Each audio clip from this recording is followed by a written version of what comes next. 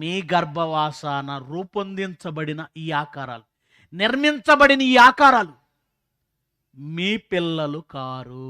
గుర్తుపెట్టుకోండి, మీ పిల్లలు కారు. యెహెజ్కేలు గ్రంథం 16వ అధ్యాయము 20వ వచనం. వాస్తవాలు చదవండి. ఏ సైన్సు చెప్పది మాటలు, ఏ వైద్య శాస్త్రం చెప్పది మాటలు, ఏ టీవీ ఛానల్, ఏ సోషల్ మీడియా చెప్పదు. యెహెజ్కేలు గ్రంథం 20వ అధ్యాయము 16వ అధ్యాయము 16వ అధ్యాయము 20వ వచనం. మరియు నువ్వు నా కోసం కన్నావు. కన్నది నువ్వే, కానీ ఎవరి కోసం కన్నావు? నా కోసం. ఏమండి, మంచి ప్లేస్ అండి, మంచి పొలం, వరి పొలం. ప్లేస్ చాలా బాగా సెట్ చేశారు. మంచి ఏర్పాట్లు, లైటింగ్ కానీ, స్టేజ్ కానీ, సౌండ్ కానీ, వెరీ గుడ్. మీరు కూర్చున్న ఈ నేల మీద కోత కోసినటువంటి నేల అండి, పొలం అండి ఇది. కోత కోసారు. కోత కోసింది ఎవరు? రైతు. ఎందుకు? పంట కోసం. ఆ పంట రైతుదా? అవును, రైతుదే. కానీ విత్తనం రైతుది కాదు. ఆ విత్తనం నుంచి మొక్క రైతు తీసుకురాలేదు. మొక్క ఎదిగిన తర్వాత అందులో నుంచి వెన్నులు రైతు తీసుకురాలేదు, బయటికి తీసాడా? లేదు. ఆ వెన్నుల్లో నుంచి గింజలు వచ్చేలా చేశాడా? ఆ గింజలలో పాలు పడేలా చేశాడా?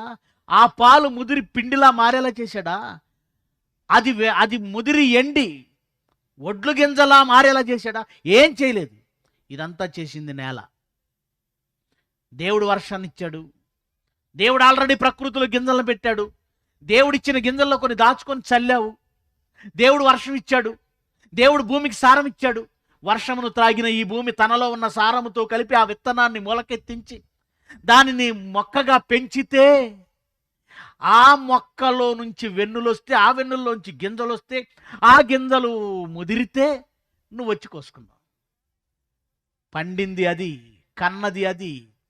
రైతు మాట్లాడుతూ అంటాడు, చేని ఈనిందండి అంటాడు. చేను ఏం చేసిందట? ఈ భాష మాట్లాడతారు లేదు, మీ వైపు చేయొత్తండి ఒకసారి. వెరీ గుడ్, రైతు చేయెత్తాడు. చేను ఈనిందా? మరి నువ్వెందుకు తీసుకున్నావు? ఈనింది చేను, ఆ పంట చేను దవ్వాలి, కానీ నువ్వు తీసుకున్నావు. చూసావా? న్యాయమా అంటే న్యాయమే. ఎందుకంటే అది నీది. భూమి నీది అంటే దేవుడికి ఇచ్చాడులే, నువ్వు చేయలేదు భూమిని, అది వదిలేయి. భూమి నీకు దేవుడిచ్చాడు. ఒక రకంగా చూస్తే భూమి కూడా నీది కాదు. భూమి నీది కాదు, గింజ నీది కాదు, నీరు నీది కాదు, భూమి సారం నీది కాదు. అంతా దేవుని వలన ఈ భూమి కని నీకు ఇస్తే పంట నాదని తీసుకున్నావు. దీన్ని ఎవరు కాదంటారు? ఎవరు కాదంటారు? అలాంటప్పుడు తల్లి, నువ్వు పుట్టింది దేవుని వలన. నీలోని ఆకారము, అవయవాలు నిర్మించింది దేవుడు. నీకు ఒక గర్భకోశం ఉండాలి, గర్భాశయం ఉండాలి, ఫెలోపియన్ ట్యూబ్ ఉండాలి, అందులో అండాలు ఉండాలి, అండాలు ఫలభరితంగా ఉండాలి. ఇవన్నీ నీకు తెలియదు, అవన్నీ దేవుడు చేశాడు. తర్వాత పురుషునిలో ప్రత్యుత్పత్తి అవయవ నిర్మాణం ఉండాలి, శుక్రకణాలు ఉండాలి, అవి యాక్టివ్గా ఉండాలి. ఇవన్నీ పురుషుడికి తెలియదు, దేవుడు చేశాడు. అలా దేవుడే చేసి స్త్రీ పురుషుల కలయికలు ఏమండి, శుక్రకణము ఫలదీకరణము ఆ అండంతో జరిగిన తర్వాత ఆ పిండములో ఎన్నో విభజనలు జరుగుతాయి. కణ విభజన అంటారు, మైటోసిస్ అండ్ మియోసిస్, సమ విభజన, ఇంకా మైటోసిస్ అండ్ మియోసిస్. ఇలా విభజనలు జరిగి లక్షల కణాలు, ఒక్క పిండము లక్షల కణాలుగా విభజన చెంది, కొన్ని కణాలు కాళ్ళు, కొన్ని కణాలు చేతులు, కొన్ని కణాలు ముక్కు, ముఖము, నోరు, కొన్ని కణాలు అవయవాలు, లోపల కిడ్నీలు, లోపల గుండె, లోపల ఊపిరితిత్తులు, లోపల ప్రేవులు, లోపల కాలేయం. ఇవన్నీ నీకు తెలియదు, ఆయనే చేసుకున్నాడు. నిన్ను సృష్టించింది ఆయనే. నీ గర్భం లోపల పెరుగుతున్న పిండంలో ఆకారం ఇస్తూ ఆ జీవం పోసి ఆయనే నిర్మించాడు. అప్పుడు బిడ్డ నీది ఎలా అవుతుంది? కన్నది నువ్వే. అంటే నువ్వు భూమివి. నీ భూమిలో పెరిగిన పంట ఎవరిది? ఈ భూమిలో పెరిగిన పంట నీది రైతుగా. నీ గర్భం అనే భూమిలో పెరిగిన ఈ పంట గర్భఫలం ఎవరిది? అందుకే అమ్మ కంటున్నది నువ్వే, కానీ నా కోసం. ఇప్పుడు చదవండి, అర్థమవుతుంది అది. యెహెజ్కేలు 16:20 మరియు నీవు నాకు కనిన కుమారులు కుమార్తెలు బలిచ్చేస్తున్నావు, నాశనం చేస్తావు. నీవు నాకు కనిన కుమారులు కుమార్తెలు అంటే ఎందుకు దేవుడు నీకు అమ్మ ప్రేమ హార్మోన్ పెట్టాడో తెలుసా? ఆయన బిడ్డలు వాళ్ళు నీ కడుపులో పెట్టాడు. తీరా గర్భం నుంచి వచ్చిన తర్వాత నువ్వు ఒక నిప్పుకోడిలా వదిలేస్తే ఆయన బిడ్డలు ఏమైపోతారు? అందుకే నువ్వు ఆ బిడ్డను వదలకూడదు. అందుకని నీకు బిడ్డకి అనురాగం పెట్టాడు. నీకు బిడ్డకి అనురాగం, ప్రేమ నువ్వు వదలలేవు. అలా నువ్వు విపరీతమైన వల్లమాలిన ప్రేమ, నీ పెదవులతో వాడిని ముద్దు పెడుతూ ఉంటే, నీ చేత్తో వాడిని ప్రేమగా నిమురుతూ ఉంటే, వాడికి ఆకలి వేసిన ప్రతిసారి నువ్వు పాలు పడుతూ వాడి ఆకలి తీరుస్తూ ఉంటే, వాడికి కూడా నీ మీద ఎఫెక్షన్ పెరుగుతుంది, అనురాగం పెరుగుతుంది. ఇలాంటి బంధాన్ని పెట్టిన ఆ మహనీయుడు ఎప్పుడైనా గుర్తొచ్చాడా నీకు? ఎప్పుడైనా గుర్తొచ్చాడా?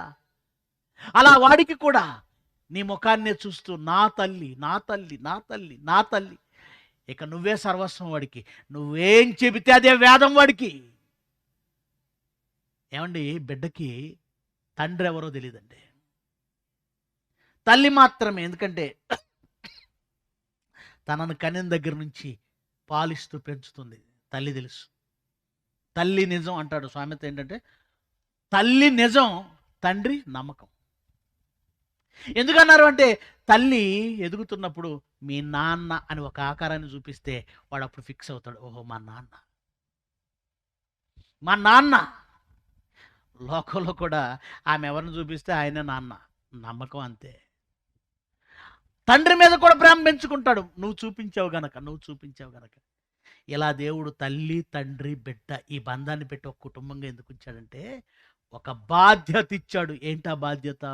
ద్వితీయోపదేశకాండం. ఏంటో బాధ్యత చూడండి. ద్వితీయోపదేశకాండం 6వ అధ్యాయము 6వ వచనం. ద్వితీయోపదేశకాండము 6వ అధ్యాయము 6వ వచనం. తల్లిదండ్రులారా వినండి, నేను ఎంత పెద్ద ప్రాజెక్ట్ ఎందుకు చేశానో తెలుసా? నేడు నేను మీకు ఆజ్ఞాపించు ఈ మాటలు మీ హృదయంలో ఉండాలి.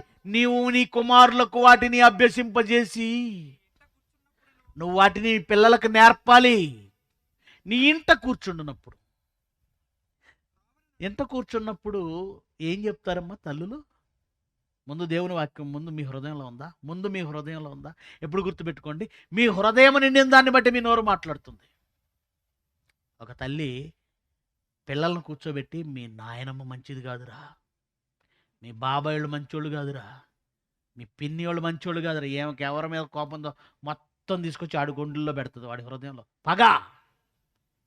అప్పుడు వాడు, అమ్మో మా అమ్మని మా నాయనమ్మ ఇంత బాధ పెడుతుందా, మా పిన్ని వాళ్ళు ఎంత బాధ పెడతారా, మా బాబాయ్ వాళ్ళు ఎంత బాధ పెడతారా, వాడిలో కూడా విషం వేసావు.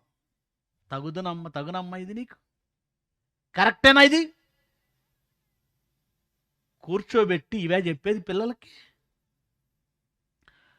ఇంకొక తల్లి ఉంది, కూర్చోబెట్టి రేయ్ నువ్వు మామయ్య కూతుర్ని చేసుకోవాలి, ఆడుందే ఎంత, చేసుకోవడం అంటే ఏందో అడిగి తెలియదు, పెళ్ళంటే ఏంటో అడిగి తెలియదు. ఏం పెడుతున్నావు వాడి హృదయంలో? మామయ్య కూతుర్ని చేసుకున్నా. నిజంగా దేవుడు పర్మిషన్ ఇవ్వలేదు, కానీ అలాంటి వాళ్ళు మూతి మీద పెట్టి కొట్టాలండి. ఏం నేర్పిస్తున్నావు పిల్లలకి? నువ్వు కూర్చోబెట్టి ఏం నేర్పాలో తెలుసా? ఇంకొక తల్లి ఉంటుంది, అరే ఆ ఇల్లు చూడు ఎంత పెద్దది కట్టారు, పెద్ద అయిన తర్వాత బాగా చదువుకొని అంత పెద్ద ఇల్లు కట్టాలి, తర్వాత నరకానికి వెళ్ళాలి. అంతేగా? నో. దేవుడు నీకు ప్రేమనిచ్చి వాడు నీ మాటిని ఎలా చేశాడు. నువ్వు చూపించే ప్రేమకి వాడు లొంగిపోయాడు. నువ్వే సర్వస్వం, నువ్వే హీరో, నువ్వేం చెబితే అదే వేదం. అప్పుడు నువ్వేం చెప్పాలంటే, నాన్న నా గర్భంలో నువ్వు పుట్టావు, కానీ నిన్ను సృష్టించింది నేను కాదురా, నా చేతులు నీకు ఆకారం ఇవ్వలేవురా, నాకు తెలీదు, ఏదో టాబ్లెట్లు వేసుకున్నాను, ఐరన్ టాబ్లెట్లు వేసుకున్నాను, కాల్షియం టాబ్లెట్లు వేసుకున్నాను, మంచి బలమైన టానిక్లు తాగేసాను, ఫ్రూట్స్ తిన్నాను, హ్యాపీగా పడుకున్నాను. లోపల నిన్ను తయారు చేసిన ఆయన ఉన్నాడు, దేవుడు. దేవుడు. మేము డూప్లికేట్ తల్లిదండ్రులు రా, ఒరిజినల్ తండ్రి ఆయనరా. పరలోకమందు ఉన్నాడు. నువ్వు ఆయన కోసమే బ్రతకాలి, నువ్వు ఆయన మనిషిగా బ్రతకాలి. ఒక రేపిస్టుగా, ఒక హంతకుడిగా, ఒక మోసగాడిగా, ఒక వ్యభిచారిగా, ఒక జోదగాడిగా, ఒక వ్యసనపరుడిగా, లోకంలో పనికిరాని వాడిగా, అబద్ధికుడిగా నువ్వు మారకూడదు. ఒక సత్యవంతుడిగా, నీతిమంతునిగా, ఉన్నతుడిగా, ఉత్తముడిగా నువ్వు బ్రతకాలి. ఇంట కూర్చుండున్నప్పుడు దేవుని ఆజ్ఞలు వాడికి చెప్పు. త్రోవలో నడిచేటప్పుడు ఆ కారు చూపించి, ఇల్లు చూపించి, వాళ్ళని చూపించి, వీళ్ళని చూపించి అలా ఉండాలి మనం అనుకో. దేవుని వాక్యం చెప్పు. పండుకొనినప్పుడు అనగనగా ఒక రాజుకి 7 కొడుకులు, 7 ఏటకెళ్ళారట. వీళ్ళకి పని వాళ్ళు ఎవరు లేరు. ఏంటి చేపలు తట్టడానికి వీళ్ళు వెళ్ళాలా? అదొక కథ, దాన్ని ఒక చెప్పడం. ఇలాంటి పిట్ట కథలు చెప్పొద్దు. నువ్వు ఇలా కథలు చెప్తావు కదా, అమ్మాయి వయసు వచ్చిన తర్వాత నువ్వు చెప్పిన కథలే నీకు రిటర్న్లో చెప్తుంది కొంచెం మార్చి. ఏమ్మా కాలేజీకి లేట్ అయిందంటే స్పెషల్ క్లాస్. ఆ క్లాస్ కాలేజీలోనా కాదా నువ్వు అడగవు. అదే క్లాసు అడగవు. ఏమని చెప్పింది? స్పెషల్ క్లాస్ ఉంది మమ్మీ. ఏంటా స్పెషల్ క్లాసు? సైన్సేనా, ప్రేమ సైన్సా? అడగవుగా. నువ్వు కథలు చెప్పావు కదా, నీకు కథలు చెప్తుంది. ఇప్పుడే మమ్మీ. త్రోవలో నడిచినప్పుడు, పండుకొనున్నప్పుడు, తిరిగి లేచినప్పుడు దేవుని మాటలు మాట్లాడు. ఎందుకంటే వాడు దైవంగా మారాలి, వాడు దేవునిగా మారాలి, దైవంగా మారాలి, దేవుని కుమారుడిగా మారాలి. అలా నువ్వు దైవంగా వాడిని మార్చాలని నీ చేతికిచ్చాడు, నీ కడుపులో పెట్టాడు, నీ కడుపులో తయారు చేశాడు, నీ ఒడిలో పెట్టాడు. నీకు వాడికి ప్రేమ, అఫెక్షన్, న్యాచురల్ అఫెక్షన్ అన్నాడు. కానీ న్యాచురల్ అఫెక్షన్ కాదు, దేవుడు పెట్టిన ప్రేమ. వాళ్ళకి పదాలు వాడడం రాదు ఇంగ్లీష్ వాళ్ళకి. అది నేచర్ పెట్టింది కాదు, దేవుడు పెట్టిన ప్రేమ, అనురాగం. ఆ అనురాగం ఈరోజు ఉందా? దేవుడు పెట్టిన ఈ అనురాగం ఉందా? ఉందా? అంత్యదినములలో అనురాగ రహితులైపోతున్నారట. అంటే ఏంటి? దేవుడు పెట్టిన ప్రేమను వదులుకుంటున్నారు. వదులుకుంటున్నారా?